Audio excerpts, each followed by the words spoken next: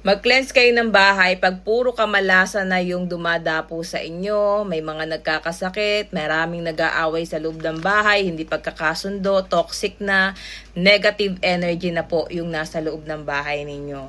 So ito, 2 or 3 pirasong stick lang a day, araw-araw po. So pwede naman nalagpasan nyo isang araw, carry lang naman yun. Same din naman ako, nalalagpasan ko minsan sa isang araw. And napakadami na. Yung ganito, isang ganito, 300 pieces. Tumatagal siya sa akin mga moms ng more than 3 months po.